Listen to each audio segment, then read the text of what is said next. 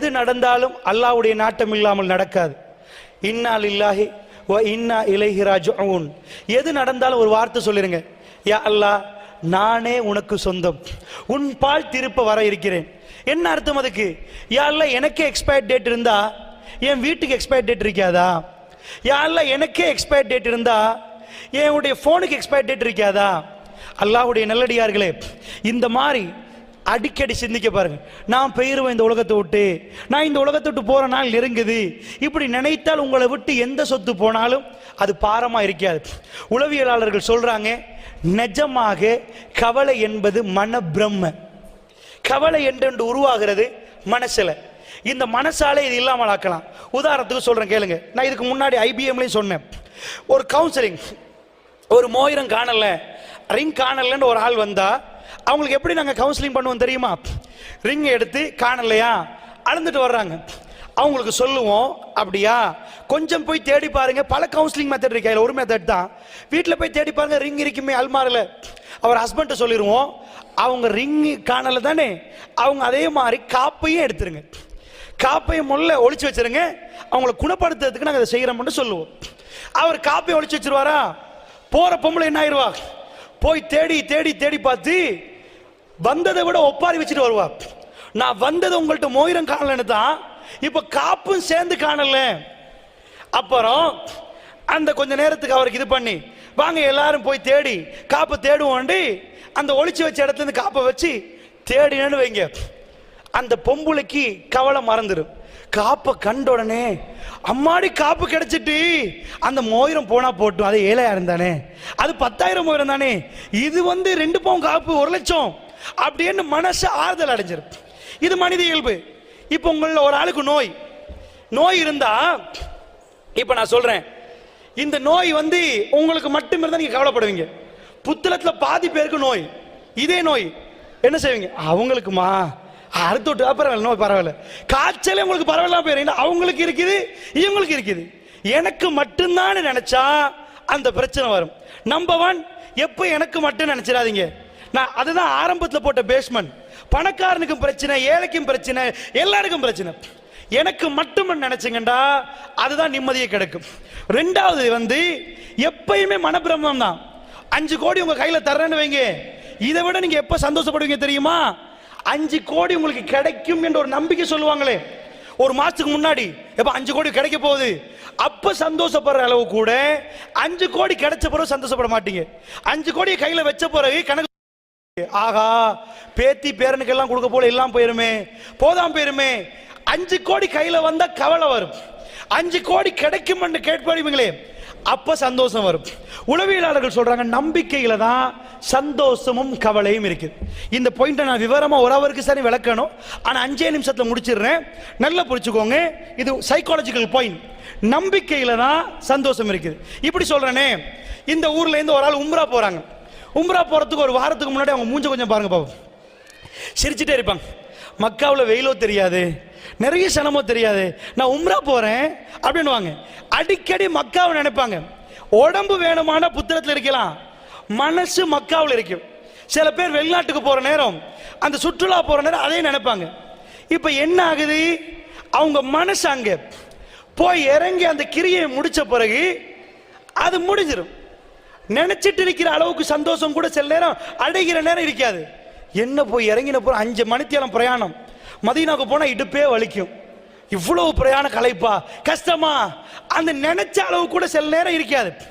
மனித வாழ்க்கையில நம்பிக்கையில தான் சந்தோஷம் இருக்கு. எப்ப நினைங்க, நான் நல்லா வாழுவேன், என்னை அல்லாஹ் விடமாட்டான், என் பிள்ளைகளை நல்லா வைப்பான், பிள்ளை ஏதாவது நடந்தா கூட நல்லதே நினைங்க. இது அதுக்குதான். இப்ப எங்களுக்கெல்லாம் ஏதாவது நடந்தா இருக்க வந்தா அல்லாஹ் பெருசா தர போறான் போல நான் மசூரால சொல்லுவேன். அமைப்புல ஏதாவது பிரச்சனை வந்தா நான் மசூரால அப்படியே சொல்லுவேன், அல்லாஹ் இருக்கிறான் பெருசா தர போறான் போல, கண் கூட தந்திருக்கிறான். கன்ஃபார்ம். போன 2013ஆம் ஆண்டுல ஒரு மிட்ல கடுமையான ஒரு பிரச்சனை, கடுமையான ஒரு சிக்கல். நான் மசூரா சபையை கூப்பிட்டு, அல்லாஹ் எங்களுக்கு ஏதோ பெருசா தர போறான் போலன்ற. ஆனால் 2013 லாஸ்ட் ஆக போக்கல இவ்வளவு காலம் இல்லாத ஒன்றே அல்லாஹ் தந்துட்டான், அவ்வளவு பெருசா தந்துட்டான். அதனால சொல்றேன், கொடுப்பான் எடுப்பான் தருவான் விடுவா, இதான் ஏதோ நடக்குதா கவலைப்படுறாங்க, தரப்போறான் மாஷா அல்லாஹ். ஒன்றுமே இல்லாம போச்சு, கிடைக்க போத நம்புங்க, ஸ்ட்ராங் அனுப்பிங்க, நீங்க ஹெல்த்தி அனுப்பிங்க. அதனால் அல்லாஹ்வுடைய நல்லடியார்களே, இந்த அடிப்படையை மனதில் வைத்துக் கொள்ளுங்கள். ஒரே ஒரு செய்தியை மட்டும் சொல்லி முடிக்கிறேன். கேள்வி பதிலுக்கும் வாக்களிக்கப்பட்டிருக்கிறதுனால 10 நிமிஷம் தரலாம், கேள்வி பதிலுக்கு அதுக்கு மேல நேரம் இல்லை. அல்லாஹ்வுடைய நல்லடியார்களே, கடைசியா ஒன்று சொல்றேன். சைக்காலஜிக்கல் பாயிண்ட்ஸ் எனக்கு நிறைய விவரமா சொல்ல முடியல, ஏன்னா இந்த பாயிண்ட்டை பொறுத்தல அவசரமா ஒவ்வொன்றா சொல்ல இயலாது. இது ஒவ்வொன்றா விவரமா பேச வேண்டியது. ஏன்னா முதல் நான் வச்ச பாயிண்ட் 1 மணித்தியாலத்துக்கு மட்டும் நான் உங்களுக்கு புரிய வைத்தது என்னண்டா, உலகத்தில் உங்களுக்கு மட்டும் இல்ல பிரச்சனை, எல்லாருக்கும் பிரச்சனை. இந்த பிரச்சனை நேரம் அல்லாஹ் என்னோட இருக்கிறான் நீங்க நம்பினால், அல்லாஹ்வுடைய உதவி வரும் என்று நம்பினால் உதவியும் வரும், உங்களுக்கு எதுவும் நடக்காது. ஏன்னா மனசுதான் பயப்படுவது, மனசுதான் கவலைப்படுகிறது. அதே மனசுல நம்பிக்கை விட்டு பாருங்க, அல்லாஹ் தர போறான், நான் நல்லா வாழ போறேன், அல்லாஹ் மறுமையில இப்படி பாக்கியம் வச்சிருக்கிறான்டா, அது கவலையே இல்லாம போயிரும், சந்தோஷமாக இருக்கும். ரசூல் ஸல்லல்லாஹு அலைஹி வஸல்லம் அவர்கள் திங்கட்கிழமை நாள் அல்லாஹ்வுடைய தூதர் ஸல்லல்லாஹு அலைஹி வஸல்லம் அவர்கள் இந்த உலகத்தில் வாழ்ந்த கடைசி திங்கட்கிழமை, இன்னொரு திங்கட்கிழமை இந்த உலகத்தை ரசூலுல்லாஹ் சந்திக்கவில்லை.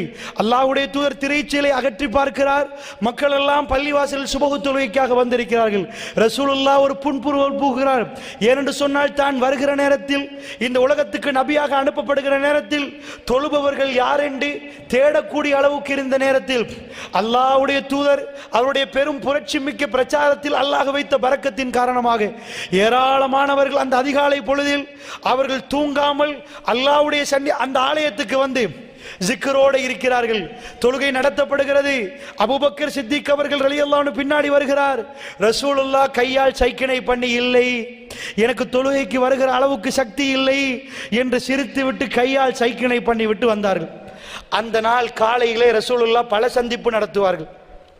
அதிலே ஒரு சந்திப்பு, ஃபாத்திமா ரலியல்லாஹு அன்ஹா அவர்கள் திங்கட்கிழமை சுபஹுக்கு பிறகு லுஹருக்கு முன்னாடி ஒரு நேரத்தில் ரசூலுல்லாவை கடைசியான சந்திப்புக்கு வருவார்கள். ஆயிஷா அம்மா அவர்கள் பக்கத்தில் இருக்க நாயகம் ஸல்லல்லாஹு அலைஹி வஸல்லம் சொல்லுவார்கள், ஆயிஷா கொஞ்சம் போங்கள் என்றுவார்கள். ஆயிஷா நாயகி தூரம் இருக்க ஃபாத்திமா நாயகி ரசூலுல்லாஹ் தன்னுடைய ஈரக்குலை என்று சொன்ன தன்னுடைய மகள் ஃபாத்திமா ரலியல்லாஹு அன்ஹா பேசுவார்கள். ஃபாத்திமா ரலியல்லாஹு அன்ஹா அவர்கள் அழுகிறார்கள். அல்லாஹ்வுடைய தூதர் ஸல்லல்லாஹு அலைஹி வஸல்லத்தை பார்த்து அழுகிறார்கள். ஃபாத்திமா ரலியல்லாஹு அன்ஹா மறுபடி சிரிக்கிறார்கள். வெளியே போகிற நேரம் ஆயிஷா அம்மா கேட்டார்கள், என்ன ஃபாத்திமா சிரித்தீர்கள், அழுதீர்கள், ஒன்றுமே புரியவில்லையே. அந்த நேரத்தில் ஆயிஷா அம்மாவுக்கு ஃபாத்திமா நாய் ஒன்றும் சொல்லவில்லை.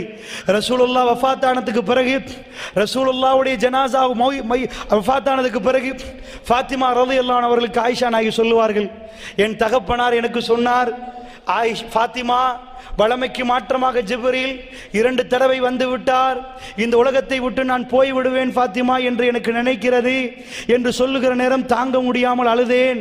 பிறகு நீதான் சொர்க்கத்திலே ராணி என்று சொன்னார்கள், எனக்கு பிறகு நீதான் என் பக்கத்திலே முதலாக வருவாய் என்று சொன்னார்கள். அதை நினைத்து சிரித்தேன். அல்லாஹ்வுடைய தூதர் ஒரு வார்த்தை சொன்னார், ஃபாத்திமா கவலைப்படாதே, இன்றைக்கு பிறகு உன்னுடைய தகப்பனுக்கு எந்த வருத்தமும் இல்லை ஃபாத்திமா. அல்லாஹ்வுடைய தூதர் கடுமையாக வருத்தனைப்பட்டார். இன்னலில் மௌத்தி சக்கராத், மௌத்துக்கு ஒரு சக்கராத் உண்டு, மௌத்துக்கு ஒரு வேதனை உண்டு. ஃபாத்திமா நாயகி பார்க்கிறார், என்னுடைய தகப்பனார் இப்படி பாடுபடுகிறார், வேதனைப்படுகிறார், இவ்வளவெல்லாம் வேதனைப்படுகிறார்கள். அல்லாஹ்வுடைய தூதர் சொன்னார், ஃபாத்திமா இதற்கு பிறகு உன்னுடைய தகப்பனாருக்கு எந்த வருத்தமும் இல்லை. சில ரிவாயத்துகள் இந்த நாளைக்கு பிறகு உன்னுடைய தகப்பனாருக்கு எந்த வருத்தமும் இல்லை. அல்லாஹ்வுடைய தூதர் எதை சொல்ல வந்தார்கள்? இன்றையோடு நான் இந்த உலகத்தை விட்டு போக போகிறேன், ரஹ்மான் என்னை கண்ணியப்படுத்துவான். அல்லாஹ்வுடைய நல்லடியார்களே, லுஹருக்கு நெருங்க பார்க்கிறது. நாயகம் ஸல்லல்லாஹு அலைஹி வஸல்லம் அந்த நாள் லுஹரில் இந்த உலகத்தில் இருக்கவில்லை. அந்த சுபஹுக்கு பிறகு ரசூலுல்லாஹ்வுக்கு ஒரு தொழுகை இல்லை. அல்லாஹ்வுடைய தூதரை சந்திக்க வந்தவர்கள் போய்விட்டார்கள். ஆயிஷா அம்மா வீட்டில் இருக்கிறார். ஆயிஷா ரலியல்லாஹு அன்ஹா சொல்கிறாள், என்னுடைய களத்துக்கு கீழ் என் மார்பு பகுதியில் ரசூலுல்லாஹ்வுடைய தலை கணக்க பார்க்கிறது. என் சகோதரன் அப்துர் ரஹ்மான் வருகிறார். ரசூலுல்லாஹ்வுடைய விரல் மேலே நோக்கி இருந்தது, கூரையை நோக்கி, வானத்தை நோக்கி அப்படி இருந்தது. அல்லாஹ்வுடைய தூதர் வாயை கொப்பளித்து விட்டார்கள். அந்த மிஸ்வாக் குச்சியினால் கொப்பளித்துக் கொண்டிருக்கிற நேரம் விரல் இப்படியே இருந்தது. நான் ரசூலுல்லாவை பார்த்தேன். ரசூலுல்லாஹ் என்னுடைய மார்பிலே அப்படி தலை சாய்த்திருந்தார்கள். என் களத்துக்கு கீழே தான் ரசூலுல்லாஹ் இருந்தார்கள். வர வர பாரமாகி கொண்டிருந்தது. அல்லாஹ்வுடைய தூதர் மேலே, கண்கள் மேலே சென்று கொண்டிருந்தது. கையும் விரலும் கண்ணும் மேலே குத்தி கொண்டிருந்தது. ரசூலுல்லாஹ் ஒரு வார்த்தை சொல்வதை நான் கேட்டேன். அல்லாஹும்ம ஃபிர்லி, அல்லாஹும்ம ஃபிர்லி, அல்லாஹும்ம ஃபிர்லி. யா அல்லாஹ் என்னை மன்னித்து விடு யா அல்லாஹ், யா அல்லாஹ் என்னை மன்னித்து விடு யா அல்லாஹ். இந்த உலகத்தில் பாவம் மன்னிக்கப்பட்ட இறை தூதர் அவர்கள் தன்னுடைய கடைசி பயணம் மேற்கொள்கிறார். இந்த உலக மக்களுக்கெல்லாம் நன்மை புரிந்த இறை தூதர் அவர்கள் என்ன வார்த்தை சொல்லுகிறார்கள் தெரியுமா? ஆயிஷா அம்மா அவர்கள் காதை வைத்து கேட்கிறார்கள், அல்லாஹும்ம ஃபிர்லி, நானும் நீங்களும் 1000க்கு 10,000 மடங்கு கேட்க வேண்டும் யா அல்லாஹ், எங்களை மன்னித்து விடு யா அல்லாஹ். கேட்பது ரசூலுல்லாஹ். அல்லாஹ்வுடைய தூதர் கேட்கிறார். 3 தடவை கேட்டார்கள். அல்லாஹும்ம ஃபிர்லி, யா அல்லாஹ் என்னை மன்னித்து விடு. மன்னிப்பதற்கு என்ன யா ரசூலல்லாஹ், நீங்கள் என்ன செய்தீர்கள்? யா அல்லாஹ் உயர்வானவர்களோடு என்னை சேர்த்து விடு யா அல்லாஹ், உயர்வானவர்களோடு என்னை சேர்த்து விடு யா அல்லாஹ், இந்த உலகத்திலே உயர்வானவர்களோடு என்னை சேர்த்து விடு. அல்லாஹும்ம ஃபிர்லி. ஆயிஷா அம்மா சொன்னார்கள், ரசூலுல்லாஹ்வுடைய விரல் மடிந்தது, ரசூலுல்லாஹ்வுடைய விரல் மடிந்தது. அந்த கண் அப்படியே நிலையாக குத்தியது. ரசூலுல்லாஹ் எங்களை விட்டு பிரிந்து விட்டார்கள். அல்லாஹ்வுடைய தூதர் மௌனமாகி விட்டார்கள். இன்னா லில்லாஹி வ இன்னா இலைஹி ராஜிஊன். ஆனால் ஆயிஷா ரலியல்லாஹு அன்ஹா அவர்களுக்கு தாங்க முடியவில்லை. அந்த சமுதாயம் இந்த வேதனை எப்படி தாங்கியிருக்கும்? திங்கட்கிழமை, செவ்வாய்க்கிழமை, புதன்கிழமை ராத்திரி மஷூரா அல்லாஹ்வுடைய தூதருக்கு ஒவ்வொருவரும் வந்து ஜனாசா தொழுவிக்கிறார்கள். நபிமார்கள் எங்கே மரணித்தார்களோ அங்கே அடக்கம் செய்யப்பட வேண்டும். நபிமார்களுடைய உடல் இந்த மண் சாப்பிடாது. புதன்கிழமை ராத்திரி ஆயிஷா அம்மா சொல்லுகிறார்கள், நான் வீட்டில் இருக்கிறேன், வாள் சத்தம் கேட்கிறது, சவாலால் மண்ணை தோண்டுகிறார்கள். நான் நினைக்கிறேன் ரசூலுல்லாவை மண்ணுக்குள் வைக்கிறார்கள். திரும்பி வந்தார்கள். நடுநிசி எனக்கு போக கிடைக்கவில்லை, போக முடியல. ரசூலுல்லாவை அடக்கம் செய்து விட்டு வந்தார்கள். நான் கேட்டேன், எப்படி அப்பா உங்கள் கைகளால் எடுத்து மண்ணை அவர் தலையில் போட முடிந்தது? அவரை எப்படி உங்களுக்கு புதைக்க முடிந்தது? இந்த உம்மத்திலே இந்த மகா பெரும் வேதனையான இந்த சம்பவத்தை இன்றைக்கும் எங்களுக்கு வேதனையாக இருக்கிறது.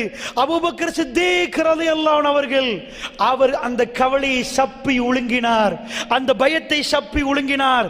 எல்லோரும் சொன்னார்கள், உமர் பின் கத்தாப் சொன்னார்கள், யாராவது அல்லாஹ்வுடைய தூதர் மரணித்து விட்டார் என்று சொன்னால் மாறுகால் மாறுகாய் வெட்டுவேன் என்று சொன்னார். மிம்பரிலே ஏறின அபூபக்கர் அவர்கள் சொன்னார்கள், இன்ன முஹம்மதன் கதுமாத், முஹம்மது ஸல்லல்லாஹு அலைஹி வஸல்லம் அவர்கள் மரணித்து விட்டார்கள். மன் கான அபது முஹம்மதன் இன்ன முஹம்மதன் கதுமாத், யார் முஹம்மதை வணங்குகிறீர்களோ அந்த முஹம்மது ஸல்லல்லாஹு அலைஹி வஸல்லம் மௌத்தாகி விட்டார். மன் கான அபதுல்லாஹ், யார் அல்லாஹ்வை வணங்குகிறார்களோ ஹுவ ஹய்யுல் லா யமூத், அவன் என்றென்றும் நிலைத்து வாழுவான், நிலைத்து நிற்பான், அவனுக்கு மரணம் இல்லை. உமர் பின் கத்தாப் சொன்னார், ஒரு ஆயத்தை அபூபக்கர் ஓதி காட்டினார். ஒரு ஆயத்தை அபூபக்கர் ஓதி காட்டினார். என்ன ஆயத்து தெரியுமா? அவ் குத்தில நபியே, நீங்கள் மௌத்தாகினால் அல்லது உங்களை அவர்கள் கொண்டால் இவர்கள் எல்லாம் வந்த வழியில் பார்த்து திரும்பி போய் விடுவார்களா என்ற ஆயத்தை ஓதி காட்டினார். அப்படி என்றால் நபி மரணிப்பார். இன்னஹும் மையத் இன்னக மையத்துன் வ இன்னஹும் மையத்துன், நபியே நீங்கள் மரணிப்பீர்கள் என்ற அந்த ஆயத்து திருமறை குர்ஆனில் இருக்கிறது. உமர் ரலியல்லாஹு சொல்கிறார், என் கையில் இருந்த வாள் சரசர என்று கீழே விழுந்தது, என் கால் அப்படியே நடுங்கியது. ரசூலுல்லாஹ் பிரிந்து விட்டார்கள் என்று அப்பொழுதுதான் நான் நம்பினேன். நான் நினைத்தேன் நாங்கள்லாம் மௌத்தாகின பிறகுதான் ரசூலுல்லாஹ் மௌத்தாகுவார்கள். அந்த வேதனை திருமறை குர்ஆன் அடக்கிறது. இந்த வேதனை நானும் நீங்களும் அந்த இடத்தில் இருந்தால், இந்த உலகத்தில் எதை இழந்தாலும் ரசூலுல்லாவை இழந்த வேதனை, அதைவிட ஒரு வேதனை உண்டா? அப்படி ஒரு வேதனையை சகித்துக் கொள்ளலாமா? அபூபக்கர் அவர்கள் என்ன எழும்பி பேசினார்கள், அல்லாஹ்வுடைய தூதர் மரணித்து விட்டார், போய் முத்தம் கொடுத்தார்கள் ரசூலுல்லாஹ்வுடைய நெத்தியிலே. முத்தம் கொடுத்து விட்டு சொன்னார்கள், திபுத்த ஹய்ய வ மய்யித்தா யா ரசூலல்லாஹ், அல்லாஹ்வுடைய தூதரே வாழுகிற நேரமும் மௌத்தாகிற நேரமும் நீங்கள் மனம் கமழுகிறீர்கள் யா ரசூலல்லாஹ். அல்லாஹ்வுடைய தூதர் மரணித்ததற்கு பிறகு அவர் மிக உறுதியோடு இருந்தார், மிக திடகாத்திரமாக இருந்தார். இந்த உலகத்தில் ஆகப்பெரும் கவலைகளையும் அவர்கள் அந்த மனதிலே போட்டு இறுக பிடித்துக் கொண்டார்கள் என்று சொன்னால், அல்லாஹ்வுடைய நல்லடியார்களே, நான் என்ன சொல்ல வருகிறேன் என்றால், அதைவிட வேற ஒரு இழப்பு இந்த சமுதாயத்துக்கு உண்டா? அதைவிட வேற உழைப்பு இந்த சமுதாயத்துக்கு உண்டா? அதை தாங்க முடியும் என்று சொன்னால் இந்த உலகத்தில் வேற எதையும் தாங்கும் உள்ளத்தை அல்லாஹ் எனக்கும் உங்களுக்கும் தருவான். அல்லாஹ்வுடைய நல்லடியார்களே, பேசுற எனக்கு கேட்கிற உங்களுக்கு முசீபத்துகள் வந்தே தீரும். அது வராமல் இருக்காது. பிரச்சனைகள் வரும், வந்து கொண்டே இருக்கும். அல்லாஹ்வுடைய நல்லடியார்களே, சில வேளை நானும் நீங்களும் தர்மம் கொடுத்திருப்போம். சில வேளை ராத்திரி சாப்பிடுவதற்கு கூட ஒன்றுமில்லாமல் அம்புட்டையும் கொடுத்து வைத்திருப்போம். அல்லாஹ்வை நம்பி கொடுத்திருப்போம். அப்படி கொடுப்ப கூடியவர்களும் கொஞ்சம் தான் இருக்கிறார்கள். ஆனால் நிச்சயமாக அந்த இரவு நீங்கள் சாப்பிடாவிட்டாலும், வெளி உலகத்துக்கு நீங்கள் சாப்பிடாவிட்டாலும் அல்லாஹ் நிச்சயமாக உங்களுக்கு உணவு தருவான். உங்களுக்கும் எனக்கும் தெரிந்த பலமுறை நான் பேசிய ஒரே ஒரு செய்தியை சொல்லிவிட்டு முடிக்கிறேன். ரசூலுல்லாஹ்வுடைய சபையிலே ஒரு விருந்தாளி வந்திருக்கிறார். மன்கானை உமின் பில்லாஹி வல் யௌமில் ஆகிர் ஃபல்யுக்ரிம் லைஃபஹு. யார் அல்லாஹ்வை மறுமையை நம்புகிறார்களோ அவர்கள் விருந்தாளியை சங்கைப்படுத்தட்டும். அல்லாஹ்வுடைய தூதர் ஸல்லல்லாஹு அலைஹி வஸல்லம் சொல்லுவார்கள், சஹாபாக்கள் எல்லாம் இருக்கிறார்கள், யார் வீட்டிலேயுமே ஒன்றுமே இல்லை. அல்லாஹ் மீது ஆணையாக சொல்கிறேன், அஹ்லு சுஃபாக்கள் முற்றவெளி தோழர்கள், உண்மையாக சொல்கிறேன், ஒரு ஈச்சப்பழத்தை பாதி பாதியாக பிரித்து சாப்பிட்டார்கள். இது கதையல்ல, கப்சா அல்ல, இது கதையல்ல, நிஜம். அவர்களுடைய வயிறுகளை அல்லாஹ் தன்னுடைய அருளால் நிரப்பினான். தன்னுடைய அருளால் அவர்களை நிரப்பினான், பரக்கத்தால் நிரப்பினான். நாயகம் ஸல்லல்லாஹு அலைஹி வஸல்லம் சபைக்கு ஒரு விருந்தாளி வந்து விட்டார்கள். மதீனா நகரத்திலே ஓஹோ என்று பணம் இல்லை. விருந்தாளியை சங்கைப்படுத்துவதற்கு யாரிடமும் ஒன்றுமே இல்லை. அபூ தல்ஹா சொல்லுகிறார், யா ரசூலல்லாஹ், நான் சங்கைப்படுத்துறேன். வீட்டுக்கு போன செய்தி உங்களுக்கு தெரியும், மனைவி உம்மு சுலைமை பற்றி உங்களுக்கு தெரியும். போனால் அபூ தல்ஹா, பிள்ளைகளுடைய சாப்பாடு மட்டும் இருக்கிறது, 2 சின்ன பிள்ளைகள், அவர்களை தூங்க வைத்து விட்டார். அபூ தல்ஹா உட்காருகிறார், லாம்பு பத்துகிறது, விருந்தாளி உட்கார்றார். சாப்பாடு எடுப்பதை போன்று பாவனை செய்து அப்படியே விளக்கை அணைத்து விடுகிறார் அபூ தல்ஹா. டோட்டல் இருட்டு, ஃபுல்லா இருட்டாச்சு, யாருக்குமே ஒன்றும் தெரியாது. அபூ தல்ஹா அவர்கள் சாப்பிடுவது போன்று பாவனை செய்கிறார்கள். விருந்தாளி வயிறார சாப்பிடுகிறார். இருவர் சாப்பிட்டால் போதாது, அதனால் தான் ஒருவர் வயிறார சாப்பிடட்டுமே என்பதற்காக விளக்கை அணைத்து சாப்பிடுவது போன்று பாவனை செய்து ராத்திரி முழுக்க பசியில இருந்து தூங்கிவிட்டு அதிகாலையிலே அல்லாஹ்வுடைய தூதருடைய பள்ளிவாசலுக்கு போகிறார். அல்லாஹ்வுடைய தூதர் சிரிக்கிறார், அபூ தல்ஹா, நேற்று இரவு நடந்தது எனக்கு தெரியும் அபூ தல்ஹா, நேற்று இரவு நடந்தது எனக்கு தெரியும், நீ உணவு கொடுத்தது எனக்கு தெரியும். இன்னமா நுத்இமுக்கும் லிவஜ்ஹில்லாஹி லா நுரீது மின்கும் ஜஸாஅன் வலா ஷுக்கூரா. அவர்கள் உணவு கொடுப்பார்கள் யாருக்காக வேண்டி? அல்லாஹ்வுடைய திருமுகத்துக்காக வேண்டி. அவர்கள் தேங்க்ஸ் என்ற ஒரு வார்த்தை கேட்க மாட்டார்கள், ஜஸா கூலி கேட்க மாட்டார்கள், ஷுக்கூர் தேங்க்ஸ் கேட்க மாட்டார்கள். இன்னமா நுத்இமுக்கும் லிவஜ்ஹில்லாஹி லா நுரீது மின்கும் ஜஸாஅன் வலா ஷுக்கூரா. அவர்கள் அல்லாஹ்வுடைய திருமுகத்துக்காகவே உணவு கொடுத்தார்கள். அல்லாஹ் அவர்களை கண்ணியப்படுத்தினான், அல்லாஹ் அவர்களுக்கு சொர்க்கத்தை கொடுத்தான். அல்லாஹ்வுடைய தூதருடைய வாயிலிருந்து சொன்னார், அபூ தல்ஹா ஃபில் ஜன்னா, அபூ தல்ஹா சொர்க்கத்திலே. அபூ தர்தா ரலியல்லாஹு அன்ஹு அவர்கள் ஓடி வருகிறார்கள். ஈச்சப்பழ 600 மர ஈச்சப்பழ தோட்டத்துக்கு சொந்தக்காரர். ஒரு ஆயத்து இறங்கி இருக்கிறது, யுக்ரியுல்லாஹ கர்லன் ஹஸனா, அல்லாஹ்வுக்கு அழகிய கடன் கொடுப்பவர்கள் யார்? ஓடி வருகிற நேரம் காஃபிர்கள் பேசுகிறார்கள், அபூ தர்தா உங்க அல்லாஹ் பிச்சைக்காரனாமே, கடன் கேட்கிறானாமே, இதோ உங்க தூதர் சொல்லுகிறார், இதை விட கேவலம் உண்டா? ஓடி வருகிறார் அபூ தர்தா, யா ரசூலல்லாஹ், இப்படியான ஒரு வார்த்தை, இப்படி ஒரு வாசகம் வந்ததா? இப்படி வகை இறங்கியதா? ரசூலுல்லாஹ் ஓதி காட்டினார்கள், அல்லாஹ் கடன் கேட்கிறான். உடனே சொன்னார் அபூ தர்தா அவர்கள், யா ரசூலல்லாஹ், அல்லாஹ்வுக்கெல்லாம் அந்த கடன் ஏழை மக்களுக்கு கொடுக்க சொல்லித்தானே அல்லாஹ் சொல்லுகிறான், அதுதானே அந்த வார்த்தையின் அர்த்தம். யா ரசூலல்லாஹ், அல்லாஹ் சொல்லிவிட்டான், 600 பேரிச்ச மரத்தோடு அந்த தோட்டத்தை அல்லாஹ்வுக்காக கொடுக்கிறேன் யா ரசூலல்லாஹ். வாக்குறுதி முடிந்து விட்டது. வீட்டுக்கு போகிறார், மதிலிலே காலை வைக்க பார்க்கிறார்.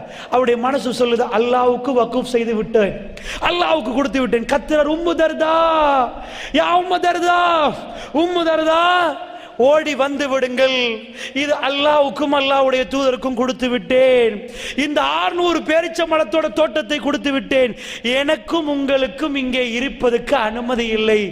அந்த பெண் எப்படி வருகிறார்? பஹ் பஹ், என்ன நலவு, என்ன நலவு, என்ன வியாபாரம், என்ன வியாபாரம், மாஷா அல்லாஹ், வெற்றிகரமான வியாபாரம் என்று சந்தோஷமாக தோட்டத்திலிருந்து வெளியே வந்து, அல்லாஹ்வுக்கு கொடுத்து விட்டீர்களா, அல்லாஹ்வுக்கு கொடுத்து விட்டீர்களா? அல்லாஹ்வுடைய நல்லடியார்களே, அவர்கள் சந்தோஷமாக வாழ்ந்தார்கள். அவர்களுடைய ஜனாசாக்கள் போகிற நேரம் இந்த உலகத்தில் கண்கள் கலங்கி பிரார்த்தனைகளோடு அது மக்பராக்கில் அடக்கம் செய்யப்பட்டது, கபர்களில் அடக்கம் செய்யப்பட்டது. அல்லாஹ்வுடைய நல்லடியார்களே, அது வாழ வேண்டிய வாழ்க்கை இன்றைக்கு ஐரோப்பா வாழ மறந்த ஒரு வாழ்க்கை. வாழ்ந்து கொண்டிருக்கிறார்கள். வாழ வேண்டிய ஒரு வாழ்க்கையை சஹாபா பெருமக்கள் வாழ்ந்திருக்கிறார்கள். அப்படி என்றால் பேசி எனக்கும் கேட்ட உங்களுக்கும் அல்லாஹ் நிம்மதியை சந்தோஷத்தை சூழ வைப்பானாக.